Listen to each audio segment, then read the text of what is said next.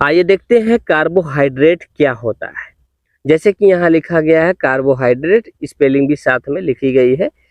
लिखा गया है कार्बोहाइड्रेट ऊर्जा प्रदान करने वाले पदार्थ का क्लास है, यानी समूह है। यानी जो ऊर्जा प्रदान करते हैं, एनर्जी प्रोवाइडिंग सब्सटेंसेस जो होते हैं, उन्हीं के क्लास को कार्बोहाइड्रेट कहते हैं। क्या कहते हैं? एनर्जी प्रोवाइडिंग सब्सटेंसेस के क्लास को, है ना, क्या कहते हैं? कार्बोहाइड्रेट कहते हैं। क्लियर है?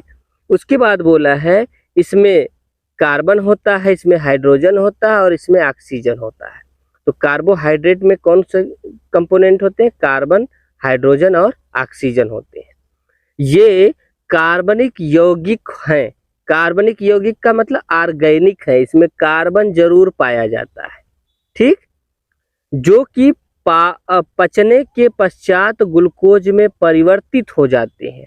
ये जो ऑर्गेनिक कंपाउंड्स होता है, जब इसका डाइजेशन होता है तो ये ग्लूकोज में कन्वर्ट हो जाता है। तो यानी कार्बोहाइड्रेट क्या है?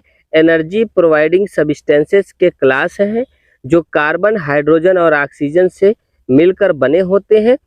ये कार्बनिक यौगिक हैं, यानी ऑर्गेनिक कंपाउंड्स हैं, है ना, जो पचने के बाद ग्लूकोज में क्या हो जाता है? परिवर्तित हो जाता है। तो इतना आपका क्लियर हो गया। आइए देखते हैं सोर्स ऑफ कार्बोहाइड्रेट। कार्बोहाइड्रेट के सोर्स क्या होते हैं?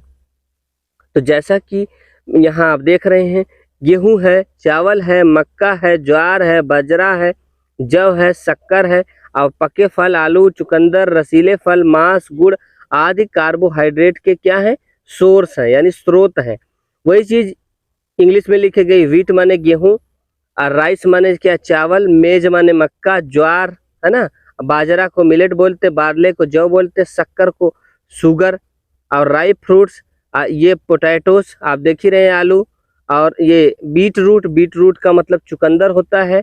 प्रीवियस वीडियो हमने स्वीट पोटैटो भी इसको कहते हैं, ये भी बताया था। जूसी फ्रूट्स हो गया, मीट्स हो गया, जैगरी, जैगरी का मतलब गुड़ होता है प्यारे भाई।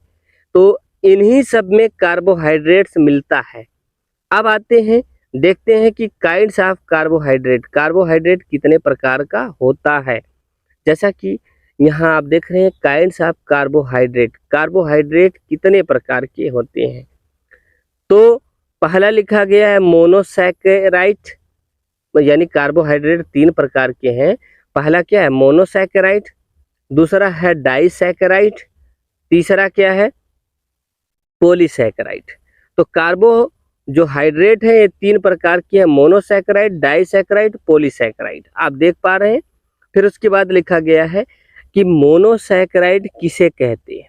अब सवाल ये उठता है मोनोसैकेराइड किसे कहते हैं। तो मोनोसैकेराइड भी एक प्रकार का कार्बोहाइड्रेट है। तो लिखा है सभी कार्बोहाइड्रेट में सबसे अधिक सरल, यानी सबसे अधिक सिंपल कौन सा होता है? मोनोसैकेराइड होता है। इसका सूत्र CHO होता है। ठीक है, जैसा कि ये आप देख ही रहे हैं, कार्बोहाइड्रेट का भी सूत्र वही है। इसमें क्या बोला है? ट्राइओज, है ना, यहाँ आप देख रहे हैं, मैंने हिंदी में भी लिख दिया है ट्राइओज। ट्राइओज में क्या होता है? ग्लाइसराल्डिहाइड होता है ना, जिसको ग्लिसराल्डिहाइड, है ना, ग्लिसराल्डिहाइड बोलते हैं। तो ये ट्राइओस होता है, ट्राइओस का जो पार्ट होता है ग्लिसराल्डिहाइड होता है। और टेट्रोज होता है, टेट्रोज का जो पार्ट होता है एरिथ्रोस होता है। ठीक है, क्या होता है? एरिथ्रोस। उसके बाद बोला गया है हेक्सोज होता है। हेक्सोज में क्या होता है? ग्लूकोज होता है, फ्रक्टोज होता है और गैलेक्टोज होता है। तो मोनोसैकेराइड हम देख रहे हैं ट्राइओस होता है, टेट्रोस होता है और हेक्सोज होता है। 3 प्रकार के भी होते हैं। तो मोनोसैकेराइड 3 प्रकार के हैं। ट्राइओस, है ना, ग्लिसराल्डिहाइड में परिवर्तित हो जाता है ना। टेट्रोस आप देख रहे हैं कि इरिथ्रोज में परिवर्तित हो जाएगा। और हेक्सोज जो है टूटेगा तो ग्लूकोज, फ्रक्टोज और गैलेक्टोज में परिवर्तित हो जाता है। ये क्लियर है। अब उसके बाद बोला गया है कि हम ये देखने की कोशिश करते हैं कि ग्लूकोज क्या है। ग्लूकोज, इसमें ये सबसे इम्पोर्टेंट है हमारा ग्लूकोज। तो आइए ग्लूकोज को देखते हैं कि ग्लूकोज क्या काम है इसकी और क्या होता है। तो जैसा कि आपने देखा, ग्लूकोज इज ऑक्साइज्ड ऑक्सीजन, तो यानी ये ऑक्सीकृत ऑक्सीजन है ना, ऑक्सीकृत द्वारा, ऑक्साइड बाय ऑक्सीजन, ऑक्सीकृत हो करके मानव शरीर को ऊर्जा प्रदान करता है। वही चीज इंग्लिश में लिखा गया है, glucose is oxidised by oxygen, यानी ऑक्सीकृत हो करके, to provide energy, energy provide करता है टू ह्यूमन बॉडी, मानव शरीर को। उसके बाद लिखा गया है, तो glucose is stored, glucose stored होता है इन द बॉडी, शरीर में, बाय द लीवर, लीवर के माध्यम से, इन ग्लाइकोजेन, किसमें होता है, ग्लाइकोजेन में। तो यानी प्यारे भाई, ग्लूकोज जो है लीवर में एकत्रित होता है और लीवर इसको कन्वर्ट करता है ग्लाइकोजेन में।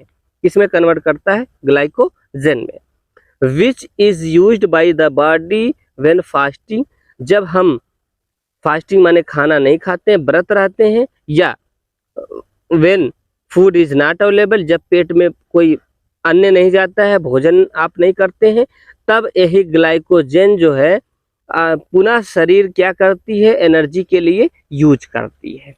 तो आप सबसे इम्पोर्टेंट इसमें ग्लूकोज ही था, ग्लूकोज से ही मोस्टली एनर्जी प्रोवाइड होती है, और ग्लूकोज स्टोर्ड होता है मानव के लीवर में, और लीवर इसको कन्वर्ट करता है ग्लाइकोजेन में।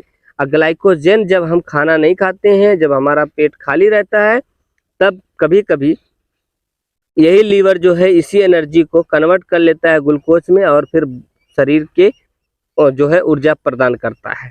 तो आई होप ये आप समझ गए। वही चीज़ हिंदी में लिखा, शरीर में ग्लूकोज का संचय यकृत द्वारा ग्लाइकोजेन में किया जाता है, जिसका उपयोग उपवास या भोजन उपलब्ध ना होने की स्थिति में शरीर द्वारा किया जाता है। ठीक है।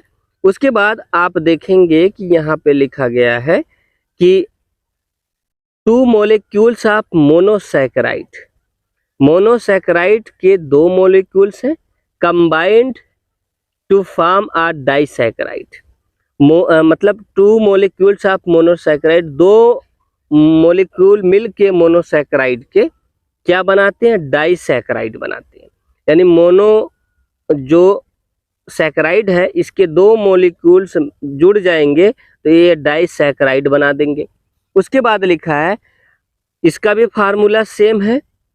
एग्जाम्पल्स ऑफ डाइसैकेराइड के क्या क्या एग्जाम्पल्स हैं, जैसे सुक्रोज हो गया, माल्टोज हो गया और लैक्टोज हो गया। क्या क्या एग्जाम्पल है डाइसैकेराइड के, सुक्रोज, माल्टोज और लैक्टोज। क्लियर है। उसके बाद लिखा गया, जैसे ऊपर हमने आपको यहाँ दिखाया था कि जो ग्लूकोज है, ग्लूकोज ऑक्साइज्ड होके, है ना, मतलब ऑक्सीकृत होके ऊर्जा प्रदान करता है।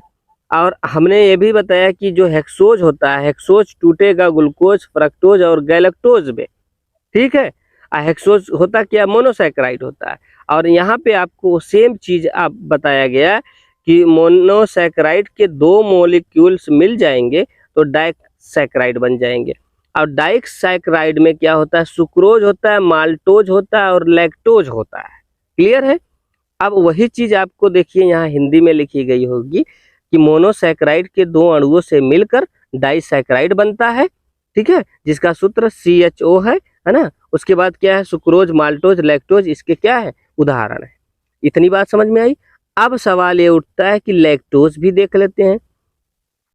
Lactose is the sugar most commonly found in milk. Lactose एक प्रकार का शर्करा होता है जो सबसे अधिक दूध में पाया जाता है, सबसे अधिक दूध में पाया जाता है। ठीक है, यानी कहाँ पाया जाता है, दूध में सबसे अधिक पाया जाता है, ये बात ध्यान दीजिएगा। ठीक है। उसके बाद फ्रक्टोज क्या होता है, फ्रक्टोज फ्रूट्स में पाया जाता है। क्या होता है, फ्रूट्स में पाया जाता है। तो ये सब कार्बोहाइड्रेट के ही फंक्शन है जो टूट के डिवाइड हो रहे हैं। तो लैक्टोज किस में पाया जा रहा है, ये जो है फ्रक्टोज किस में पाया जा रहा है, फ्रूट्स में पाया जा रहा है। ठीक। उसके बाद बोला है कि जो फ्रूट्स शुगर है ना, तो उसी को हम फ्रक्टोज बोलते हैं। क्या बोलते हैं? फ्रक्टोज। फ्रक्टोज फ्रूट में पाया जाने वाला शुगर है, ठीक है। इज द स्वीटेस्ट या सबसे मधुर नेचुरल शुगर है। फलों में पाया जाने वाला जो शर्करा है सबसे मधुर, वो उसी को बोलते हैं फ्रक्टोज। बात समझ गए? और बोला है वाइल सुक्रोज इज, जबकि सुक्रोज आर्टिफिशियल शुगर है। जो आप देख रहे हैं कि फ्रक्टोज नेचुरल है, फ्रक्टोज नेचुरल शुगर है, जबकि सुक्रोज क्या है? आर्टिफिशियल शुगर है ना। तो आप यही कह सकते हैं जैसे शुगर केन जूस, जो गन्ने का जूस है का इसमें सुक्रोज होता है। गन्ने के जूस में कौन सा शुगर पाया जाता है? सुक्रोज पाया जाता है। वही हिंदी में लिखा गया फल शर्करा फ्रक्टोज सबसे मीठी प्राकृतिक शर्करा है, ठीक है, जबकि सुक्रोज कृत्रिम शर्करा है और गन्ने के रस में केवल सुक्रोज शर्करा ही पाई जाती है। क्लियर है? अब आइए देखते हैं क्या लिखा गया है। उसके बाद लिखा गया है पॉलीसैकेराइड। लिखा गया है polysaccharide are made up many molecules of monosaccharide. लेकिन जब दो मॉलिक्यूल्स मिलते हैं तो डाइसैकेराइड बनता है मोनोसैकेराइड के, जब अधिक मॉलिक्यूल्स बनते हैं तो पॉलीसैकेराइड बनता है। क्लियर है? इसका भी फार्मूला वही है जो पुराना है, लेकिन इसमें क्या है कि they are insoluble in water, ये पानी में अघुलनशील होते, पानी में घुलते नहीं भाई, ये ध्यान देना है। जैसे स्टार है ना, स्टार्च हो गया, ग्लाइकोजेन हो गया, है ना, सेल्यूलोज हो गया, ठीक है, सेल्यूलोज हो गया। आप ध्यान से देखिएगा, स्टार्च हो गया, ग्लाइकोजेन हो गया, ठीक है, सेल्यूलोज हो गया, उसके बाद काइटिन हो गया। क्या हो गया? काइटिन। ये सब मोनोसैकेराइड के ही पार्ट है, लेकिन मोनोसैकेराइड के जब दो से अधिक मेनी मॉलिक्यूल्स जुड़ जाते हैं तो पॉलीसैकेराइड का निर्माण करती हैं, ठीक है। तो these are mainly found in plants. ये पॉलीसैकेराइड मेनली कहाँ पाए जाते हैं? प्लांट में पाए जाते हैं। तो इतना क्लियर है प्यारे भाई। आगे देखते हैं, इसी को हिंदी में कन्वर्ट किया गया है। मोनोसैकेराइड के अनेक अणुओं से मिलकर पॉलीसैकेराइड बनता है। इसका भी सूत्र वही है ना। यह जल में अघुलनशील होते हैं, जैसे कि स्टार्च, स्टार्च को हिंदी में मांड बोलते हैं, ग्लाइकोजेन, सेल्यूलोज, काइटिन आदि पॉलीसैकेराइड के उदाहरण हैं। ये मुख्यतः कहाँ पाए जाते हैं? पौधों में पाए जाते हैं, प्लांट में पाए जाते हैं। इतनी बात क्लियर है। आइए अब आगे देखते हैं कि सेल्यूलोज क्या है, ठीक है। कह रहा है cellulose is taken a lean food as a lean food. Cellulose होता है भाई फाइबर फूड होता है। क्या होता है? फाइबर फूड होता है, ठीक है। इसमें रेशा पाया जाता है, ठीक है। और इसको बोला है कि ये एक लीन फूड है। लीन फूड का मतलब हो गया कि तनु, हल्का, है ना, ये हल्का भोजन है। अब but due to absence of cellulose enzyme, हमारे शरीर में क्या होता है? ह्यूमन बॉडी में सेल्यूलोज एंजाइम नहीं होता है। ह्यूमन बॉडी में सेल्यूलोज एंजाइम नहीं होता है ह्यूमन बॉडी में, इसीलिए इट कांट बी डाइजेस्टेड। आदमी इसका जो है सेल्यूलोज का डाइजेशन नहीं कर सकता है। समझ गए ना?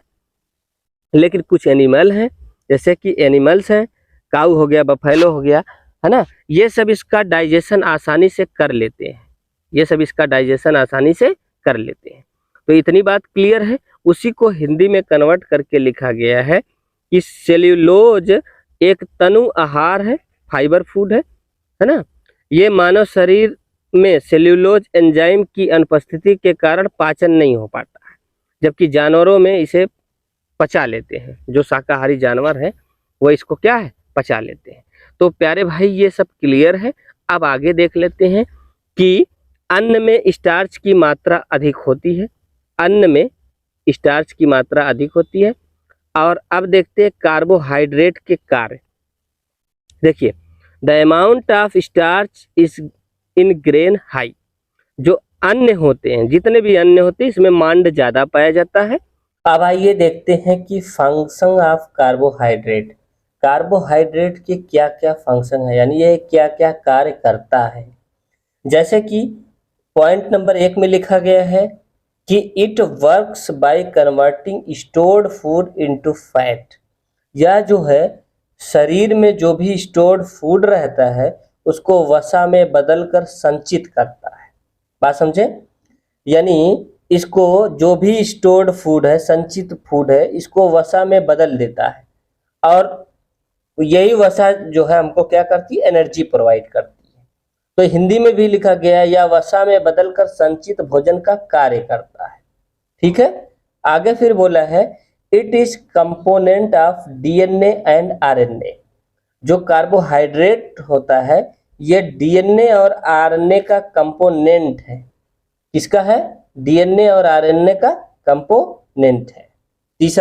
तीसरा पॉइंट क्या है इसका कार्य कि it act as a fuel for energy production in the form of sugar.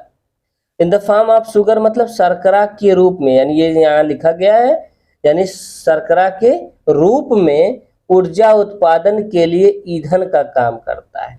यानी it acts as a fuel for energy, या ऊर्जा प्रदान करने के लिए फ्यूल का काम करता है, ईंधन का काम करता है। ठीक है, और किस रूप में ईंधन का काम करता है? शुगर के रूप में। ठीक है, और पॉइंट नंबर जो है 4 लिखा गया है। पॉइंट नंबर 4 देखिएगा कि it preserve the proteins for the constructive function. यह जो है प्रोटीन को क्या है, प्रिजर्व करता है, बॉडी में सुरक्षित रखता है, ताकि जो है बॉडी में जितने भी निर्माणकारी कंस्ट्रक्टिव वर्क हैं वह किया जा सके। कभी जख्म लग गया, कभी क्षति हो गई, कहीं फट गया, तो जो टिश्यू ऑर्गन डैमेज हो जाएंगे उसको रिपेयर करने में बहुत मदद करता है। ठीक है, उसके बाद बोला है कि ये प्रोटीन को शरीर के निर्माणकारी कार्यों के लिए सुरक्षित रखता है। ये प्रोटीन को शरीर के निर्माणकारी कार्यों के लिए सुरक्षित रखता है। 5वें पॉइंट में बोला it is very important for the use of fat in the body.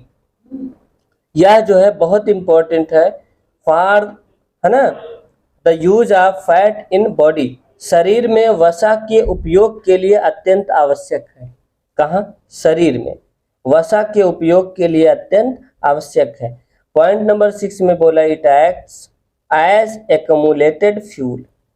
यानी एक्यूमुलेटेड का मतलब यह संचित ईंधन के रूप में कार्य करता है इन द फॉर्म ऑफ यानी स्टार्च जो है, यानी मंड के रूप में यह संचित ईंधन का काम करता है। पॉइंट नंबर 7 में बोला गया है they are main sources of energy. ये ऊर्जा के मुख्य स्रोत है ना, फॉर द बॉडी। शरीर को ऊर्जा प्रदान करने वाले ये मुख्य क्या है? स्रोत है। तो आई होप फ्रेंड्स आपको अच्छे से पॉइंट्स समझ में आ गए, है ना। तो नेक्स्ट वीडियो में आगे हम इसी टॉपिक को कैरी ऑन करेंगे। मिलते हैं अगले वीडियो में। Bye bye, take care.